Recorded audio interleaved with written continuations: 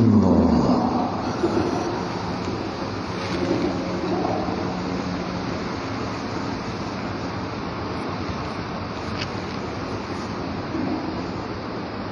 الحمد للہ وکفی وسلام علی عبادہ الذین اصطفی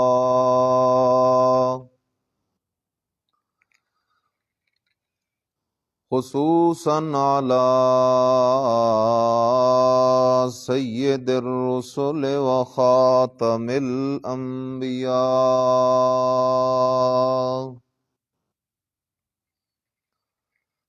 اما بعد فاعوذ باللہ من شرور انفسنا ومن سیئات اعمالنا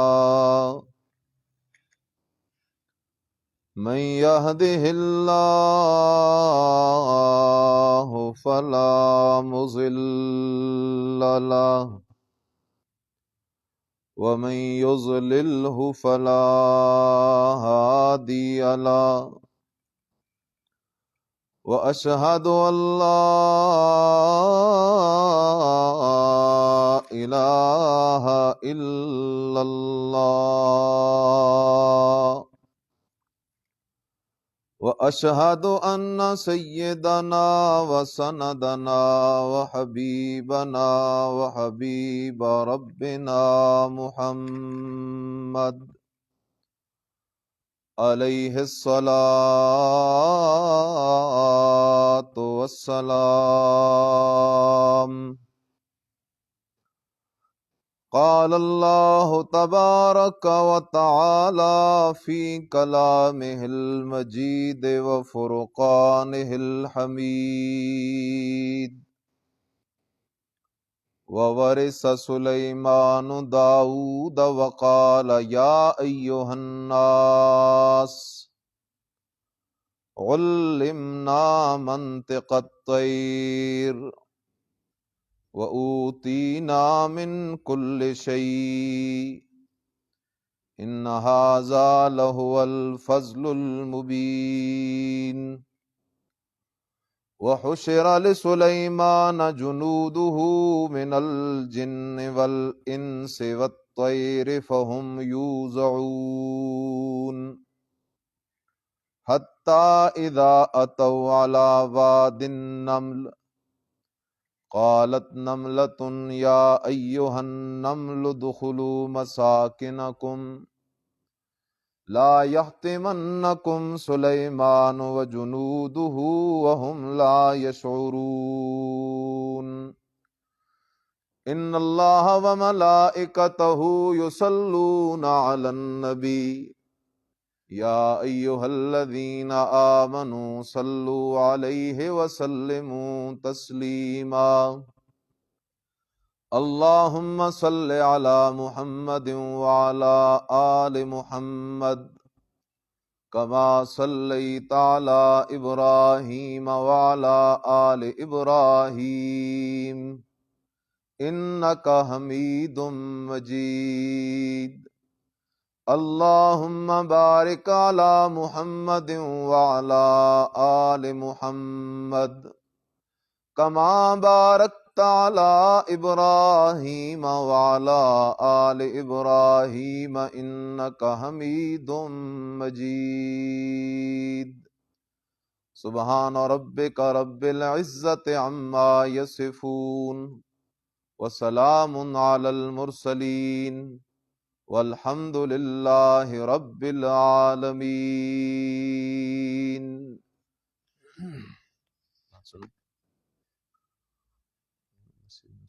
بریک کریں، اس کو اوپر کرو یا نیچے کرو، بجلی چل جائے گی۔ انتہائی قابل صد احترام محض مخلص مسلم دوستوں، بھائیوں، بزرگوں،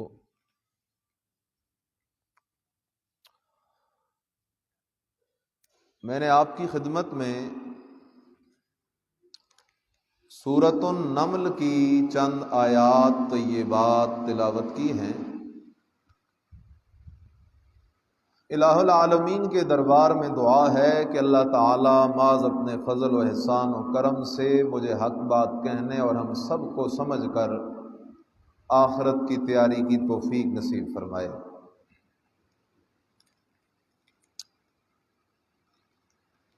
قرآن کتاب ہدایت ہے،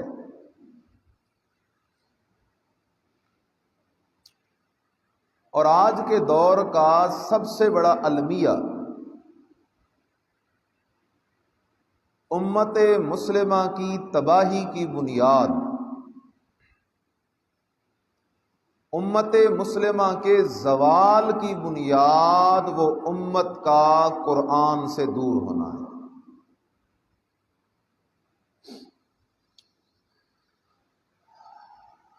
عجیب عجیب لوگوں نے باتیں یاد کر رکھی ہوتی ہیں۔ کوئی کہہ رہا ہے قرآن اللہ اور رسول کے درمیان راز ہے، کوئی کہہ رہا ہے قرآن مشکل کتاب ہے، کوئی کہہ رہا ہے قرآن سخت کتاب ہے، کوئی کہہ رہا ہے قرآن سے اختلاف پیدا ہوتا ہے، کوئی کہہ رہا ہے قرآن صرف علماء اور طلباء کے پڑھنے کی کتاب ہے۔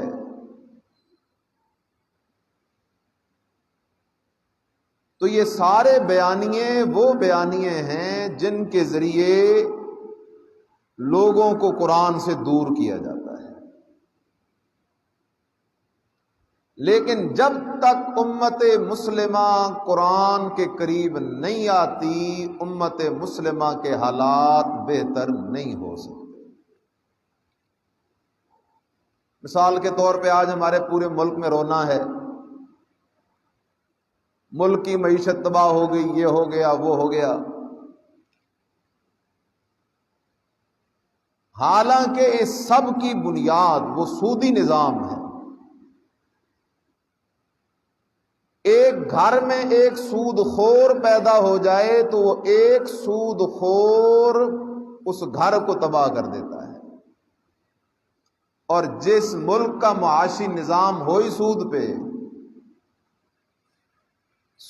قرضوں پہ قرضے لیے جا رہے ہیں، قرضے بڑھتے جا رہے ہیں۔ اور قرآن میں اللہ تعالیٰ کا ارشاد ہے کہ جو انسان سود سے باز نہیں آتا فَأَذَنُوا بِحَرْبٍ مِّنَ اللَّهِ وَرَسُولِهِ، انہیں بتا دو کہ وہ اللہ اور رسول کے ساتھ جنگ کی تیاری کر لیں، اور جو اللہ اور رسول کے ساتھ کلمہ پڑھ کے جنگ کریں، قرآن مان کے جنگ کریں، نمازیں پڑھ کے جنگ کریں، مسلمان کہلوا کے جنگ کریں، ایسے لوگوں کے حالات کبھی نہیں درست ہو سکتے۔ بہرحال کتاب ہدایت و قرآن مجید ہے۔ قرآن کے بغیر انقلاب نہ آیا ہے نہ آئے گا، تبدیلی نہ آئی ہے نہ آئے گی، بہتری نہ آئی ہے نہ آ سکتی ہے۔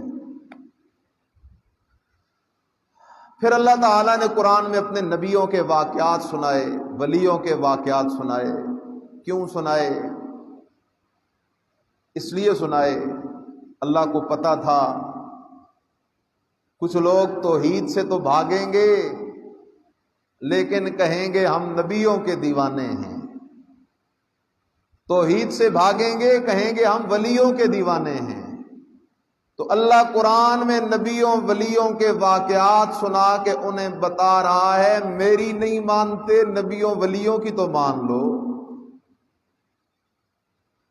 اور خصوصاً نبی علیہ السلام کے دور میں آپ علیہ السلام کا مقابلہ 3 گروہوں کے ساتھ تھا، یہودی، عیسائی اور مشرکین مکہ۔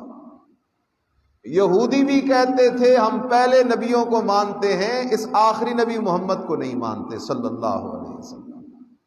عیسائی بھی کہتے تھے ہم پہلے نبیوں کو مانتے ہیں، مکے والے بھی کہتے تھے ہم پہلے نبیوں کو مانتے ہیں۔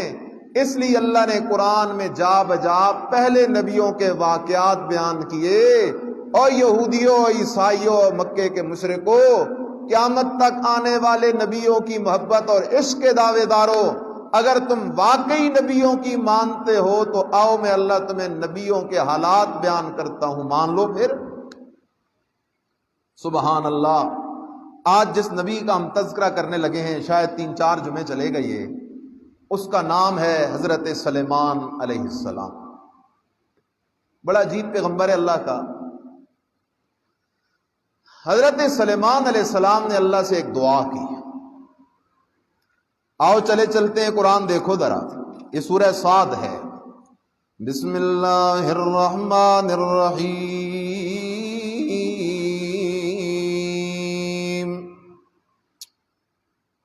سورت کا نام سورہ صاد، آیت نمبر 34۔ کیا کہتا ہے قرآن؟ قال رب اغفر لی وہب لی ملکا لا ينبغی لأحد من بعدی انک انت الوہاب۔ سبحان اللہ۔ پہلا مسئلہ یاد کر، قال رب اغفر لی، اللہ کا نبی دعا مانگ رہا ہے اپنے رب سے، رب اغفر لی وہب لی،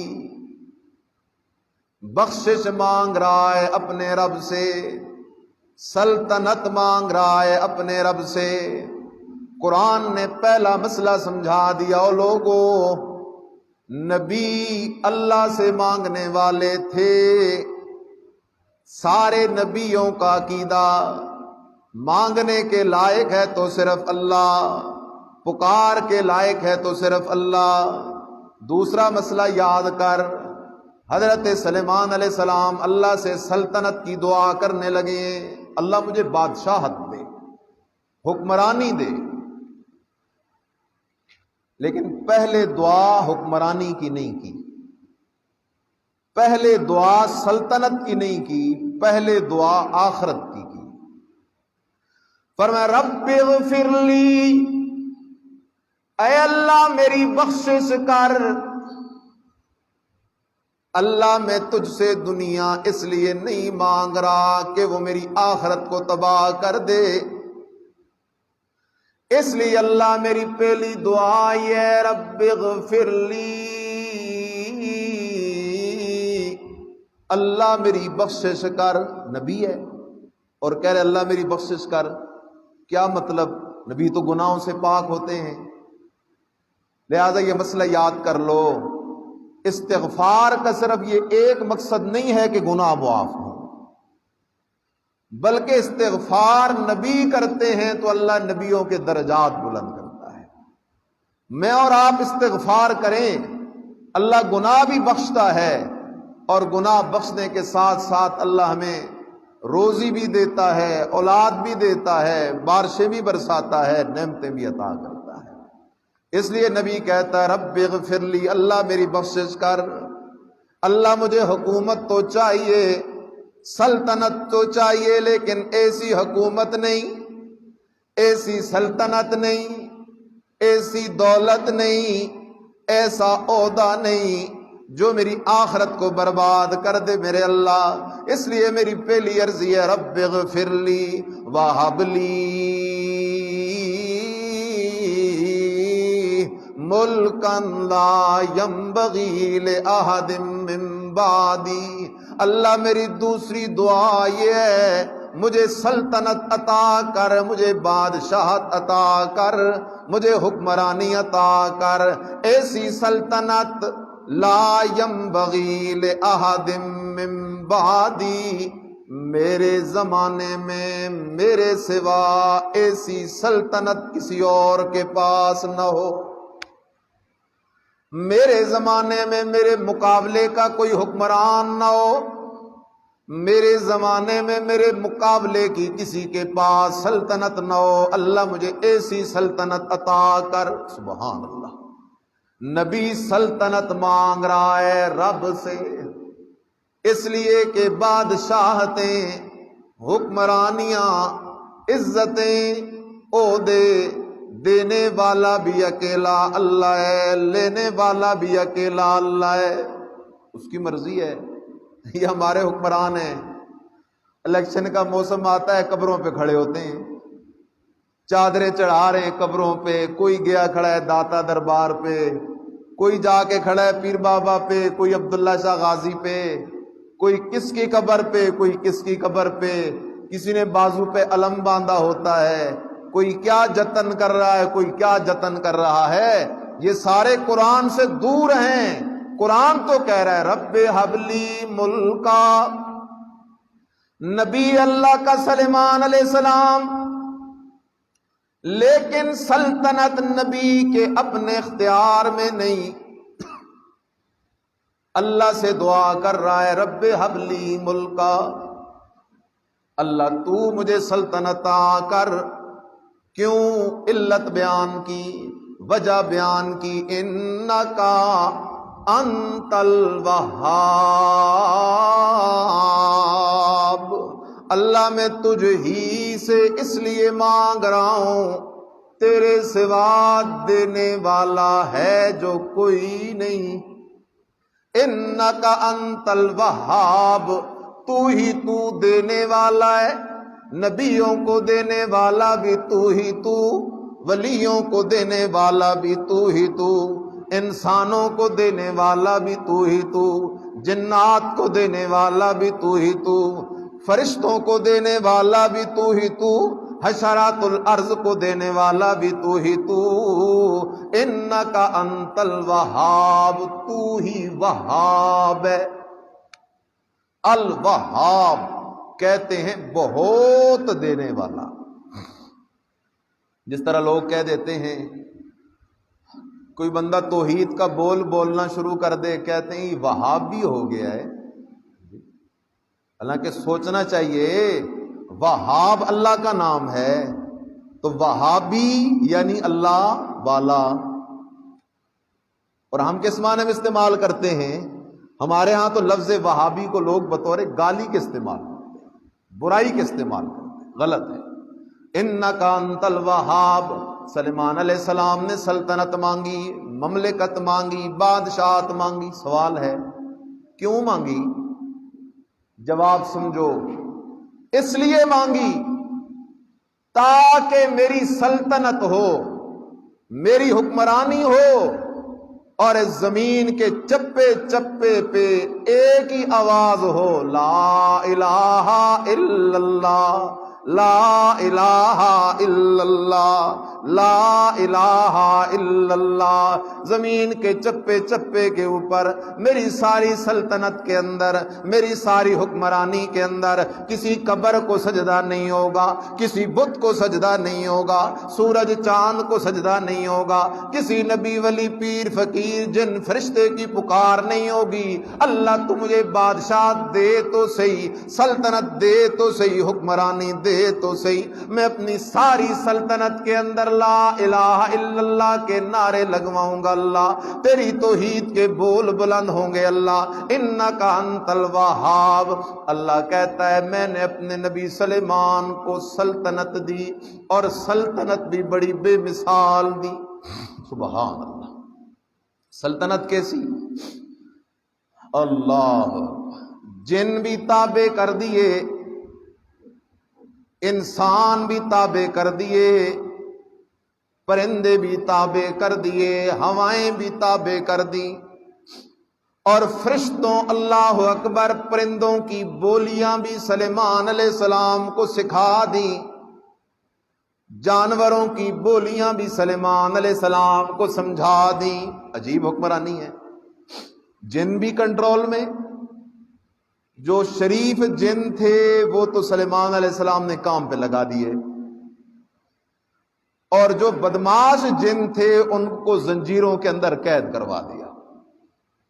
انسان بھی کنٹرول میں، پرندے بھی کنٹرول میں، اللہ اکبر، ہوا بھی حضرت سلیمان علیہ السلام کے آرڈر کے ماتحت، وہی تجری بامرہ، ہوا بھی چلتی ہے تو سلیمان علیہ السلام کے حکم سے، حکم کرتے ہیں ہوا کو میرے تخت کو اڑا کے فلاں علاقے میں لے جا، ہوا فوراً تخت کو اٹھا کے لے جاتی ہے۔ پرندے بھی سلیمان علیہ السلام کے کنٹرول میں. ذرا قرآن کا انداز تو دیکھنا. میرے عزیز، قرآن ہدایت والی کتاب ہے، قرآن ایمان بنانے والی کتاب ہے، قرآن اللہ کی پہچان کرانے والی کتاب ہے، قرآن جنت والے رستے پہ لگانے والی کتاب ہے. قرآن وہ کتاب ہے جس سے یاری لگا تجھے اللہ کا دیدار بھی ہوگا، مصطفیٰ کریم صلی اللہ علیہ وسلم اور نبیوں کا دیدار بھی ہوگا، ولیوں کا دیدار بھی ہوگا، جنت کی نعمتیں بھی اللہ تیری جھولی میں ڈال دے گا. ذرا دیکھ تو صحیح قرآن کیا کہتا ہے. فَسَخَّرْنَا لَهُ الرِّيحَ تَجْرِي بِأَمْرِهِ رُخَاءً حَيْثُ أَصَابَ. اللہ کہتا ہے میں اللہ نے سلیمان کے تابع کر دیا ہواؤں کو، ہوائیں میرے نبی سلیمان کے حکم سے چلنے لگی. والشیاطین، میں اللہ نے جنات کو بھی تابع کر دیا. کل بناء وغواص، مستری جن بھی سلیمان کے تابع، غوطہ غور جن بھی سلیمان کے تابع. ڈیوٹی لگا دی مستریوں کی، جاؤ بیت المقدس تعمیر کرو، جس کا تذکرہ انشاءاللہ ہم کریں گے. اور ڈیوٹی لگا دی دوسرے جنات کی، دریا کے اندر غوطے مارو اور دریا سے قسم قسم کی دھاتیں نکال کے لے آؤ. اللہ کہتا ہے یہ سب ہم نے اپنے نبی کے تابع کر دیے. ھذا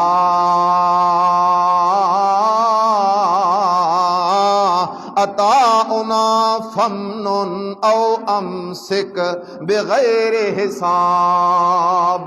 اللہ کہتا ہے میرے نبی سلیمان تیرے پاس جو کچھ بھی ہے، ھذا عطاؤنا، یہ سارا میرا دیا ہوا ہے. اللہ اکبر. سلیمان علیہ السلام کے پاس جو کچھ ہے سارا کس کا دیا ہوا ہے؟ اور بولو تو صحیح، کس کا؟ اللہ کا. اور ہمارے فقیر کیا کہتے ہیں؟ پیروں کی بڑی نظر ہے جی مجھ پہ، پیروں نے کرم کر دیا. نہ میرے عزیز، اللہ کا انداز سن. ھذا عطاؤنا فمنن، اے میرے نبی تیری مرضی ہے، آگے تقسیم کرتا جا. او امسک، یا تقسیم نہ کر، اپنے پاس روک لے. بغیر حساب، میں اللہ نے تیرا حساب کوئی نہیں لینا. دوسرے مقام پہ اللہ تعالیٰ نے سورہ نمل کے اندر ذرا اس کی وضاحت کر دی. وہاں الہ العالمین نے فرمایا لوگو، میں اللہ نے اپنے نبی سلیمان کو پرندوں کی بولیاں بھی سکھا دیں، اور پرندوں کی بولیاں سکھانے کے ساتھ ساتھ میں اللہ تعالیٰ نے انسانوں کو بھی سلیمان پیغمبر کے تابع کر دیا، جنوں کو بھی سارے سلیمان پیغمبر کے تابع کر دیا. آگے چل ذرا خیال کر. حتی اذا اتوا علی واد النمل، سبحان اللہ. سلیمان علیہ السلام سفر کر رہے ہیں، پرندے بھی ساتھ ہیں، حیوانات بھی ساتھ ہیں، جنات بھی ساتھ ہیں، پورا لشکر جا رہا ہے. چلتے چلتے یہ لشکر شام کے علاقے پہنچا. سلیمان علیہ السلام شام کے علاقے پہنچے. لیکن آگے جانے سے پہلے مسئلہ بھی سمجھنا. پہلے شام کے علاقے میں سلیمان علیہ السلام نہیں تھے. اب سفر کر کے سلیمان علیہ السلام شام پہنچ رہے ہیں. نبی علیہ السلام جب تک مکہ میں تھے مدینہ میں کوئی نہیں تھے، اور جب ہجرت کر کے مدینہ آ گئے پھر مکہ میں کوئی نہیں تھے. نبی علیہ السلام جب معراج پہ گئے تو زمین پہ کوئی نہیں تھے، جب زمین پہ تھے تو معراج میں کوئی نہیں تھے. نبی علیہ السلام جب احد گئے، تبوک گئے، حنین گئے، غزوات پہ گئے تو پیچھے مدینے میں موجود کوئی نہیں ہوتے تھے. اس لیے عقیدہ پکا، قرآنی مسئلہ یاد کر. ہر وقت ہر جگہ علم اور قدرت کے اعتبار سے موجود ہے تو وہ اکیلا کون ہے؟ ہر وقت ہر کسی کے حال کو دیکھنے والا، ہر وقت ہر کسی کے حال کو سننے والا، ہر وقت حاضر بھی ہے تو اکیلا اللہ ہے، ہر وقت ناظر بھی ہے تو اکیلا اللہ ہے۔ نبی علیہ الصلوۃ والسلام جب ہجرت کرتے کرتے رستے کے اندر، غار کے اندر آپ نے پناہ لی، نبی علیہ السلام بھی غار میں، سیدنا ابو بکر صدیق رضی اللہ تعالیٰ عنہ بھی غار میں، نبیوں کا امام بھی غار میں، ولیوں کا امام بھی غار میں۔ اتنے میں ابو بکر صدیق رضی اللہ تعالیٰ عنہ پریشان ہو کے کہتے ہیں، یا رسول اللہ صلی اللہ علیہ وسلم، باہر دشمنوں کے قدموں کی آواز آ رہی ہے۔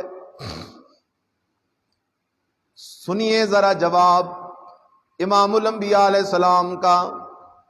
فرمایا، صدیق غمگین نہ ہو، پریشان نہ ہو،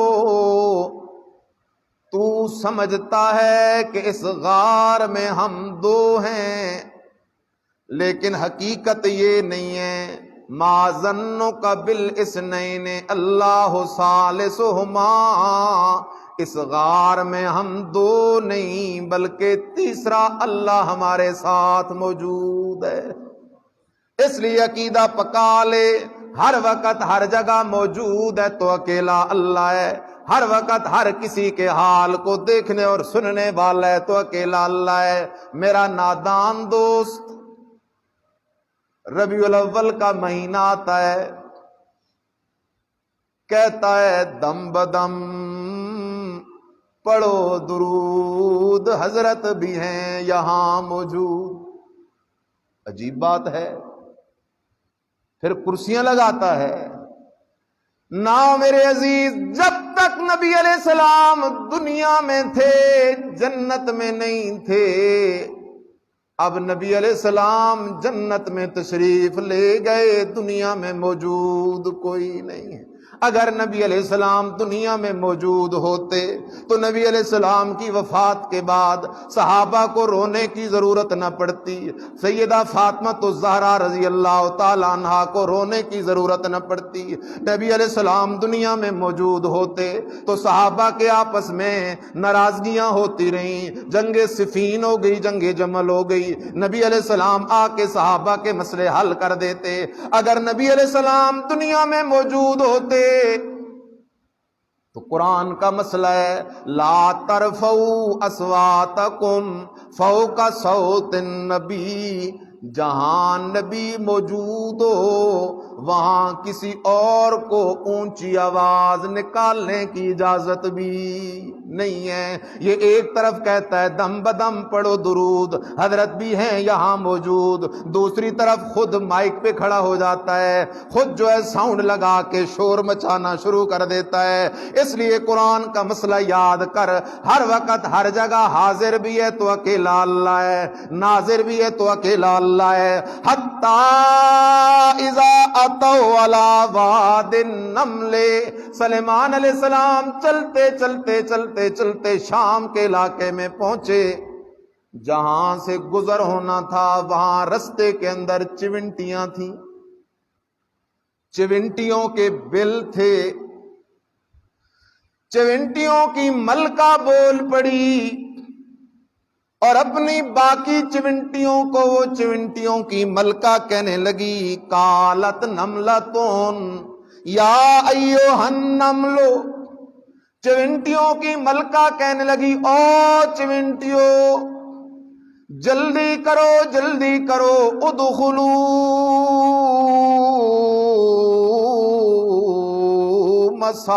مساکنکم، جلدی کرو اپنے بلوں کے اندر گھس جاؤ، اپنے گھروں کے اندر گھس جاؤ، اپنے سوراخوں کے اندر گھس جاؤ۔ اچھا کیا بات ہے، چمنٹیاں کہنے لگی وجہ کیا ہے، کیوں تو ہمیں آرڈر دے رہی ہے کہ جلدی جلدی بلوں میں گھس جائیں؟ آگے سے وہ چمنٹی کہنے لگی اللہ کا نبی سلیمان آ رہا ہے، بڑا لشکر لے کے آ رہا ہے۔ چمنٹیاں کہنے لگی اچھا آ رہا ہے تو پھر کیا ہے؟ وہ ملکہ کہنے لگی لا یحطمنکم سلیمان وجنودہ، اور چمنٹیوں جلدی کرو بلوں میں گھس جاؤ، کہیں سلیمان علیہ السلام اور اس کے لشکر کے پاؤں کے نیچے تم کچلی نہ جاؤ،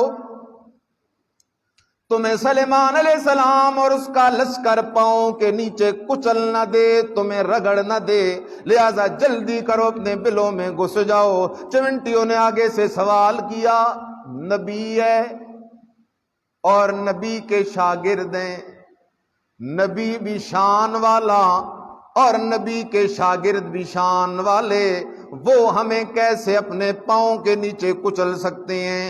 یہ تو ظلم ہے، ناانصافی ہے، لہذا نبی بھی ظلم نہیں کر سکتا، نبی کے شاگرد بھی ظلم نہیں کر سکتے۔ چمنٹیوں کی ملکہ کہنے لگی وَهُمْ لَا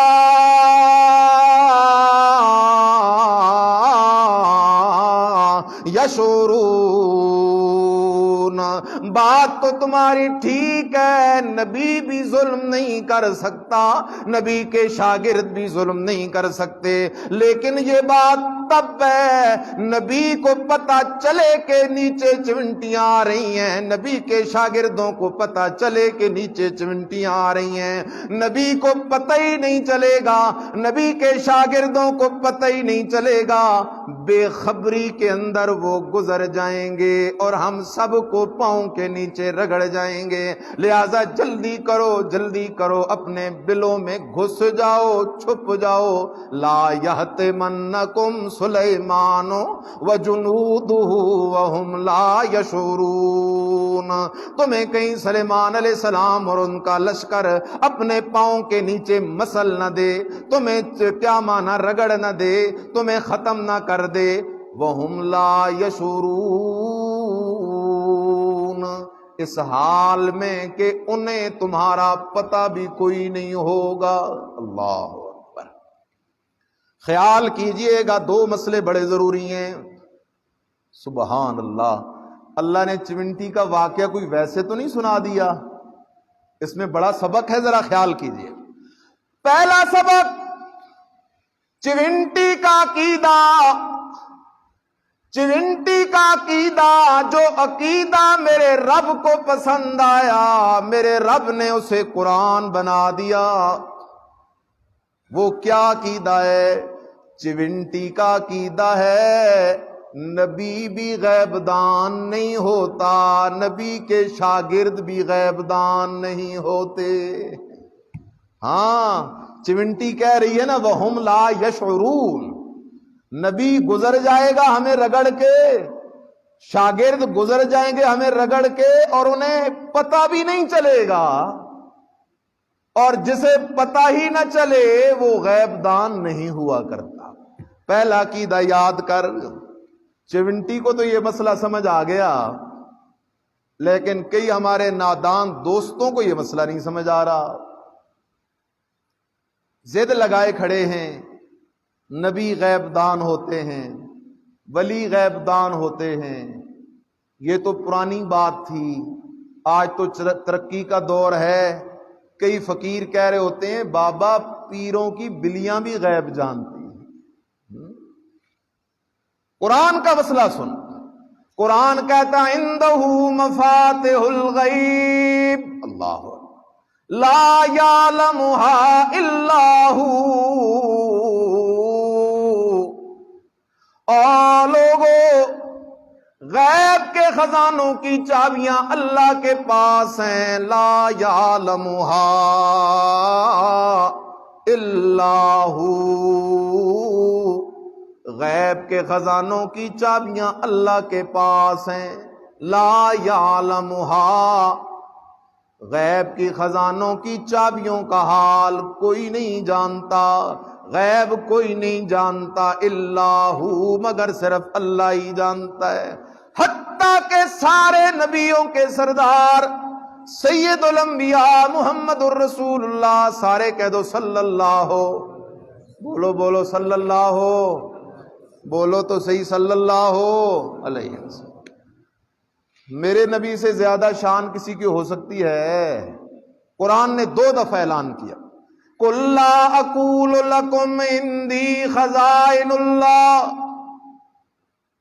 میرے نبی اعلان کر لوگوں کو بتا دے یہ مسئلہ، لوگوں میں محمد اللہ کا سچا رسول ضرور ہوں، صاحب قرآن ضرور ہوں، صاحب معراج ضرور ہوں، والضحیٰ کی شان والا ضرور ہوں، یا ایھا المدثر کے مقام والا ضرور ہوں، ورفعنا لک ذکرک کی عزت والا ضرور ہوں، لیکن لا اقول لکم عندی خزائن اللہ،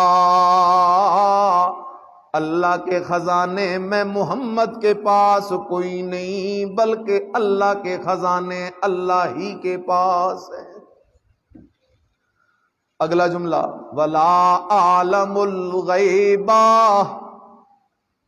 ولا عالم الغیبہ، اور میں غیب بھی نہیں جانتا، ولا عالم الغیبہ، اور میں غیب بھی نہیں جانتا۔ پورے قرآن میں ایسا لفظ موجود نہیں ہے کہ نبی علیہ السلام نے کہا ہو عالم الغیبہ، میں غیب جانتا ہوں، لیکن یہ جملہ قرآن میں ایک نہیں بلکہ 2 جگہ موجود ہے۔ اللہ نے فرمایا میرے نبی تو بھی سچا، میں بھی سچا، میرا قرآن بھی سچا، اس لیے میرا نبی اعلان کر میں محمد کے پاس لوگوں خزانے بھی کوئی نہیں، خزانے بھی اللہ ہی کے پاس ہیں، میں غیب دان بھی کوئی نہیں، غیب دان بھی اللہ ہی ہے۔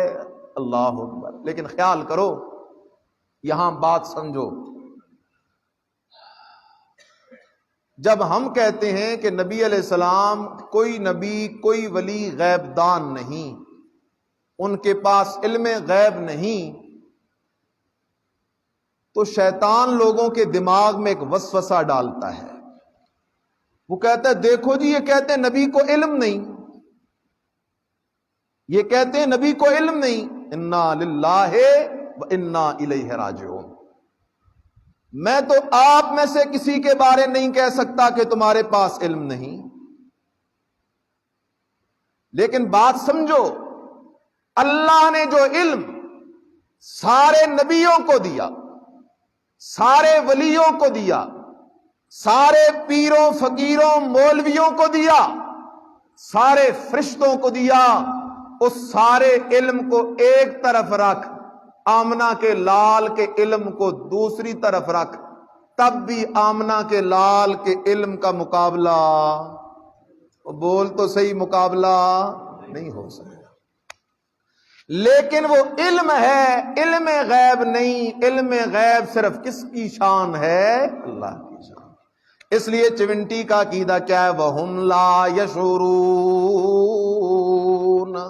پتہ بھی نہیں چلے گا سلیمان علیہ السلام کو، ہم سلیمان علیہ السلام کے پاؤں کے نیچے آ جائیں گے، پتہ بھی نہیں چلے گا سلیمان علیہ السلام کے شاگردوں کو، ہم ان کے قدموں کے نیچے آ جائیں گے، انہیں ہمارے حال کا پتہ بھی کوئی نہیں چلے گا۔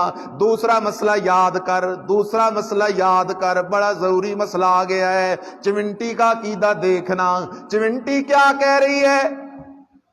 کہتی ہے لا یحتمنکم سلیمان وجنودہ وہم لا یشعرون۔ سبحان اللہ۔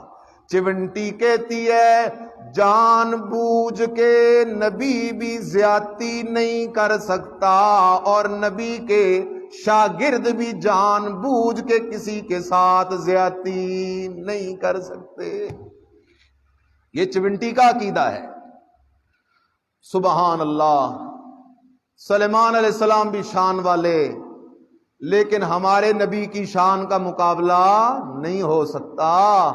سلیمان علیہ السلام کے شاگرد بھی شان والے، لیکن آمنہ کے لال کے شاگردوں کا مقابلہ نہیں ہو سکتا۔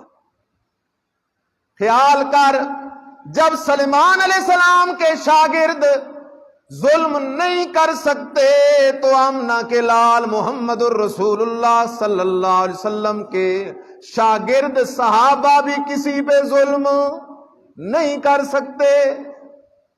صحابہ بھی کسی پہ ظلم نہیں کر سکتے. لیکن لوگوں نے تو ایک کہانی مشہور کی ہوئی ہے. کہتے ہیں نبی علیہ السلام کی وفات ہوئی اور آپ کی وفات کے بعد بی بی فاطمہ رضی اللہ تعالیٰ عنہ نبی ابوبکر صدیق رضی اللہ تعالیٰ عنہ کے پاس آئیں اور کہا فدق کی زمین میرے حوالے کرو. فدق یہ خیبر کے قریب کا ایک علاقہ ہے. وہاں یہودی بستے تھے. جب مسلمانوں نے اس علاقے کو فتح کیا تو کچھ حصہ نبی علیہ السلام کو ملا. مال فے تھا، آپ علیہ السلام کو مل گیا. آپ علیہ السلام نے اس کو 3 حصے کیا اور اس میں سے ایک حصہ آپ نے اپنی ازواج مطہرات کے اخراجات وغیرہ کے لیے رکھ لیا. جب آپ کی وفات ہوئی تو بی بی فاطمہ رضی اللہ تعالیٰ عنہ نے آ کر ابوبکر صدیق رضی اللہ تعالیٰ عنہ سے مطالبہ کیا. یہ بات بخاری میں ہے کہ وہ فدق کی زمین میرے حوالے کرو. ابوبکر صدیق رضی اللہ تعالیٰ نے فرمایا شہزادی تیرے بابا کا فرمان ہے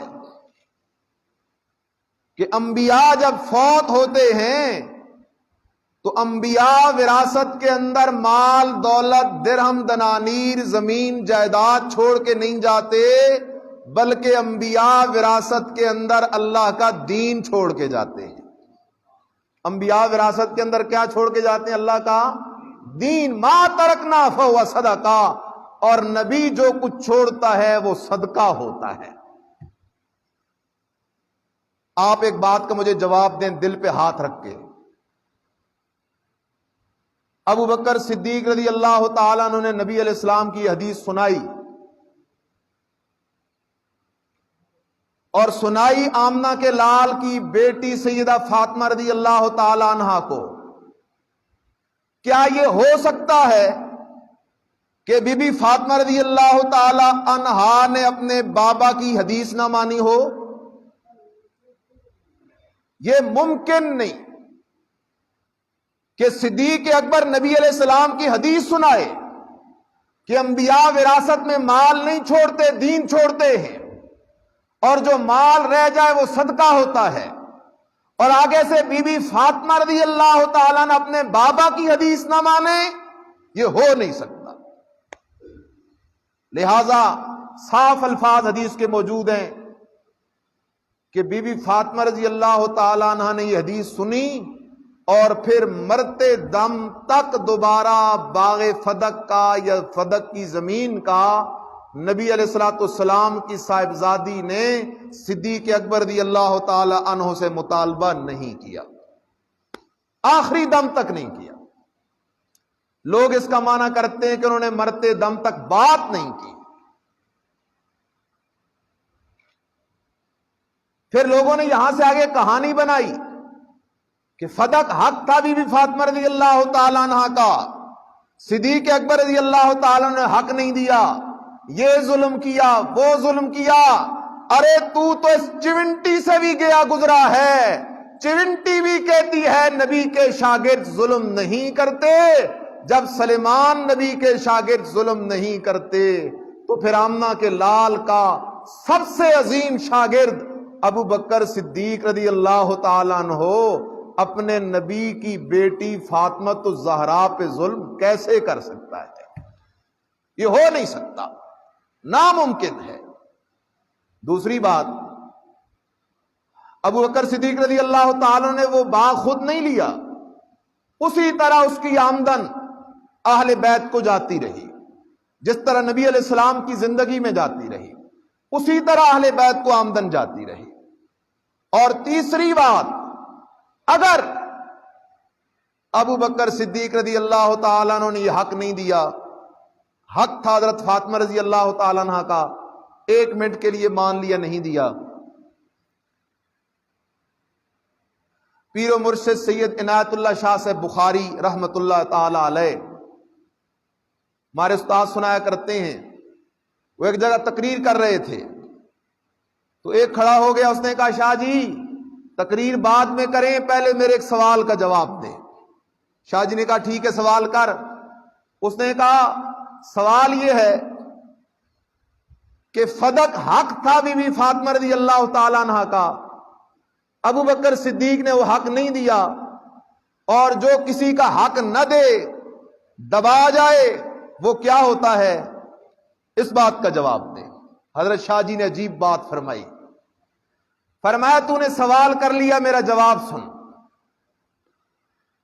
مان لی تیری بات ابو بکر صدیق نے حق نہیں دیا، لہذا تیرے نظریے کے مطابق ابو بکر صدیق نے ظلم کیا، پھر اس کے بعد خلیفہ بنے مسلمانوں کے حضرت عمر فاروق رضی اللہ تعالیٰ عنہ، انہوں نے بھی نہیں دیا، تیرے عقیدے کے مطابق وہ بھی ظالم بنے۔ اس کے بعد حضرت عثمان ذو النورین آئے رضی اللہ تعالیٰ عنہ، تیسرے خلیفہ، انہوں نے بھی نہیں دیا، تیرے عقیدے کے مطابق وہ ظالم بنے۔ شاہ جی نے کہا تو بتانا چوتھے خلیفہ کون بنے؟ تو چوتھے خلیفے مسلمانوں کے کون تھے؟ حضرت سیدنا علی المرتضیٰ سارے کا رضی اللہ تعالی، چوتھے خلیفہ وہ بنے۔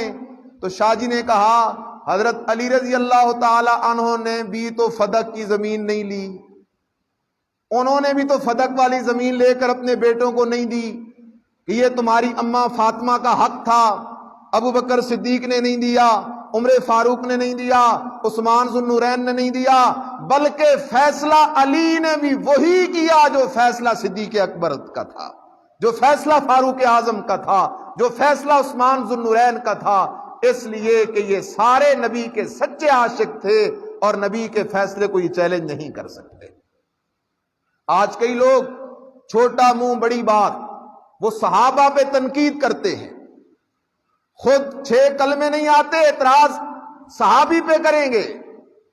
کوئی حضرت امیر معاویہ رضی اللہ تعالیٰ عنہ پہ اعتراض کر رہا ہوگا، کوئی عثمان ذو النورین رضی اللہ تعالیٰ عنہ پہ، کوئی کس صحابی پہ، کوئی کس صحابی پہ۔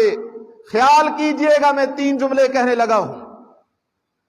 پہلا جملہ، صحابہ وہ لوگ ہیں جن کے ایمان، کامیابی، کامرانی، جنتی ہونے کی گواہیاں اللہ کے قرآن نے دی ہے۔ قرآن کی کوئی ایک آیت ایسی نہیں جو صحابی پہ اعتراض کرے، قرآن سارا صحابہ کا وکیل ہے۔ اب قرآن کے مقابلے میں تاریخ دانوں کی کیا حیثیت، قرآن کے مقابلے میں کسی مولوی مفکر کی کیا حیثیت، کسی مجتہد کی کیا حیثیت؟ اب فیصلہ تو نے اور میں نے کرنا ہے، ہم نے قرآن کے پیچھے جانا ہے یا تاریخ کے پیچھے جانا ہے۔ قرآن حق ہے۔ دوسری بات، اس جملے کو دل کی تختی پہ لکھو، چونکہ صحابہ پہ تنقید کرنے والا اپنے ایمان کی حفاظت نہیں کر سکتا۔ صحابی پہ تنقید کرے تو بات بنتی ہے، کیا منہ اور مسور کی دال۔ آج کا کوئی بندہ اٹھ کے صحابی پہ تنقید کرے، لہذا اہل سنت والجماعت کا یہ اتفاقی نظریہ ہے، صحابہ تنقید سے پاک ہے، بات کا کوئی بندہ صحابی پہ تنقید نہیں کر سکتا۔ دوسری بات سمجھو، صحابہ شاگرد ہیں اور صحابہ کے شاگرد ہیں، استاذ ہیں امام الانبیاء محمد رسول اللہ سارے کا تو صلی اللہ علیہ وسلم۔ بات کو سمجھنا، بات بڑی عجیب ہے۔ اب نبی علیہ السلام نے صحابہ پہ محنت کی، فریق مخالف کہتا ہے کہ نبی علیہ السلام کی وفات کے بعد نعوذ باللہ سارے صحابہ مرتد ہو گئے تھے، سوائے 3 کے، سارے فیل ہو گئے۔ خیال کرنا، ایک ٹیچر ہو، ایک استاد ہو، اس کی کلاس میں 100 اسٹوڈنٹ ہوں اور 100 میں سے 90 فیل ہو جائیں، 10 پاس ہوں، 90 شاگرد فیل ہو جائیں، آپ کیا کہیں گے؟ یہ نالائکی ان شاگردوں کی ہے یا اس استاذ کی ہے؟ استاذ کی ہے۔ شاگردوں کی ہوتی تو 5 نہیں 10 فیل ہو جاتے، سارے ہی فیل۔ لہذا صحابہ پہ اعتراض، نبی علیہ السلام پہ اعتراض ہے۔ تیسری بات، ہمیں جتنا دین ملا، قرآن ملا تو صحابہ کے ذریعے، حدیث ملی تو صحابہ کے ذریعے، نماز ملی تو صحابہ کے ذریعے، سارا دین ملا ہے صحابہ کے ذریعے۔ اگر صحابہ پہ اعتماد نہیں رہا تو دین پہ اعتماد ختم ہو جائے گا، پھر اس قرآن پہ اعتماد نہیں رہے گا جو قرآن صحابہ نے جمع کر کے دیا۔ لہذا چونٹی کی بات سمجھ لو، چونٹی کہتی ہے نبی بھی ظلم نہیں کر سکتا، نبی کے شاگرد بھی ظلم نہیں کر سکتے۔ لا یحتمنکم سلیمان وجنودہ وہم لا یشعرون فتبسم ضاحکا من قولہا۔ اللہ نے چونٹی کی بات سلیمان علیہ السلام کو سنا دی، یہ معجزہ ہے سلیمان علیہ السلام کا۔ فتبسم ضاحکا من قولہا، چونٹی کی بات سلیمان علیہ السلام کے کانوں میں پڑی۔ فتبسم، قرآن کہتا ہے سلیمان علیہ السلام مسکرانے لگ گئے چونٹی کی بات پہ۔ کتنی سمجھدار ہے یہ چونٹی۔ فتبسم ضاحکا من قولہا، آگے سن ذرا نبی کا جملہ کیا کہتا ہے، خیال کرنا۔ وقال رب اوزعنی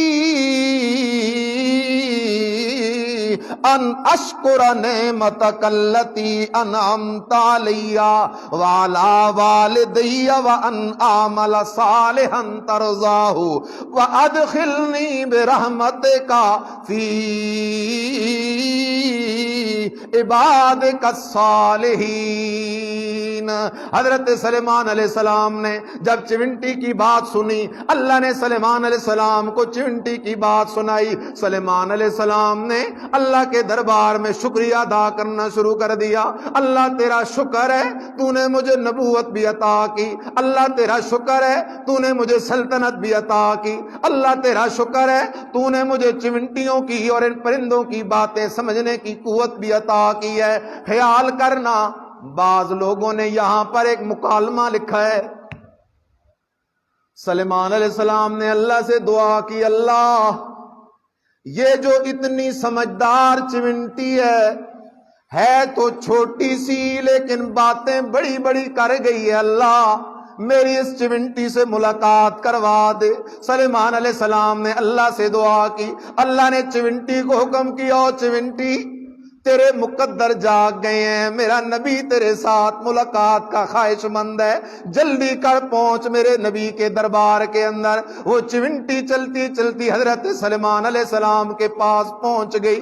جیسے سلیمان علیہ السلام کے دربار میں وہ چونٹی پہنچتی ہے، سلیمان علیہ السلام اس سے حال احوال کرتے ہیں۔ چونکہ سلیمان علیہ السلام کو اللہ نے یہ طاقت دے رکھی تھی کہ چونٹیوں حشرات الارض کی بولیوں کو جاننے والے تھے۔ حال احوال جو ہوا، حضرت سلیمان علیہ السلام نے جب وہ چونٹی جانے لگی تو کہنے لگے حلک من حاجت۔ اللہ اکبر۔ آخری جملہ ہے، 2 منٹ لوں گا آپ کے، لیکن جملہ بڑا قیمتی ہے۔ آج تو ہم ہر قبر پہ گڑے پڑے ہوتے ہیں، یہاں دیکھنا زندہ نبی سلیمان علیہ السلام کھڑا ہے۔ چونٹی کو کہتے ہو چونٹی میں نبی بھی ہوں بادشاہ بھی ہوں، مجھ سے کچھ مانگنا میں تجھے کچھ دے دوں۔ چونٹی کہتی ہے انت عاجز والطلب من العاجز غیر جائز۔ اے سلیمان علیہ السلام تو نبی بھی ضرور ہے، بادشاہ بھی ضرور ہے، لیکن تو عاجز ہے، قادر اکیلا اللہ ہے۔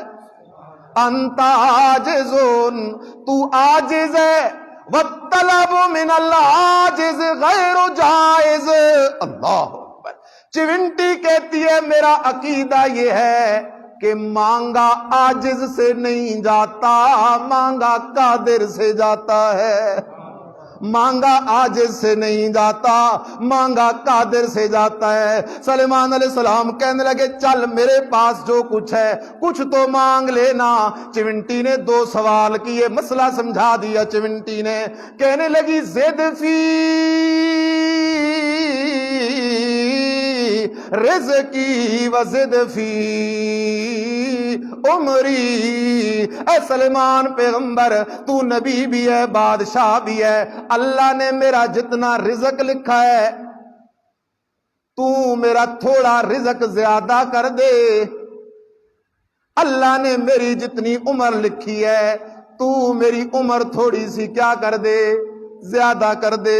سوال بڑا عجیب کیا سلیمان علیہ السلام، کہنے لگے او چمنٹی تو ہے تو چھوٹی سی لیکن باتیں بڑی بڑی کرتی ہے، رزق بھی میرے اختیار میں نہیں، عمر زیادہ کرنا بھی میرے اختیار میں نہیں، اس لیے کہ رزق بھی صرف کس کے اختیار میں ہے، عمر کو بڑھانا گھٹانا بھی صرف کس کے اختیار میں ہے، زندہ نبی ہے۔ چونٹی کہتی انت عاجز، تو عاجز ہے۔ آج اپنے حال کو دیکھنا، اپنے معاشرے کو دیکھنا، کوئی بڑا بزرگ فوت ہو گیا، کوئی بڑا نام والا پیر فوت ہو گیا، اس پہ موت آ گئی ہے، اب روح نکل گئی ہے، اس کے کپڑے بھی ہم اتارتے ہیں، اس کو غسل بھی ہم دیتے ہیں، اس کو کفن بھی ہم دیتے ہیں، حتیٰ کہ اس کی شرمگاہ کو بھی ہم صاف کرتے ہیں، پھر اس کو کفن پہنا کے کندھا دے کے قبرستان تک بھی ہم لے جاتے ہیں۔ اتنا عاجز ہے کپڑے بھی نہیں اتار سکتا، اتنا عاجز ہے کہ غسل بھی نہیں کر سکتا،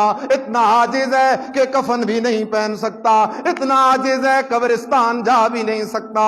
قبرستان لے جا کر اس سید صاحب کو، اس پیر صاحب کو، اس بزرگ صاحب کو، اس ولی کو چارپائی پہ رکھ کے اس کے لیے مغفرت کی دعا بھی ہم کرتے ہیں۔ اللہم اغفر لحینا و میتنا و شاہدنا و غائبنا و صغیرنا و کبیرنا و ذکرنا و انسانا، اللہم من احییتہ منا فاحی علی الاسلام و من توفیتہ منا فتوفہ علی الایمان۔ وہ اپنے لیے دعا نہیں کر سکتا، ہمارے لیے دعا نہیں کر سکتا، ہے چارپائی پہ ہے میت، وہ اپنے لیے بھی دعا سے عاجز ہے، ہم نے اس کے لیے دعا کی، اب ہم نے منت کی خدا کا واسطہ ہے، سارے کام ہم سے کروانے ہیں، قبر میں تو خود اتر جانا، اس کے لیے بھی تیار نہیں، اس کو قبر میں بھی ہم نے اتارا، قبر میں اتار کے اس کے چہرے کو قبلے کی طرف بھی ہم نے پھیرا، اتنا عاجز ہے۔ اوپر پڑیاں بھی ہم نے رکھی، مٹی بھی ہم نے ڈالی، جب مٹی ڈال کے پیچھے ہوئے شیطان نے پٹی پڑھا دی، اللہ ساڈی سندا نہیں تے اس دی موڑدا نہیں۔ چونٹی کی بات تو سمجھنا، جو عاجز ہو وہ کچھ نہیں دے سکتا، دینے والا اکیلا کون ہے؟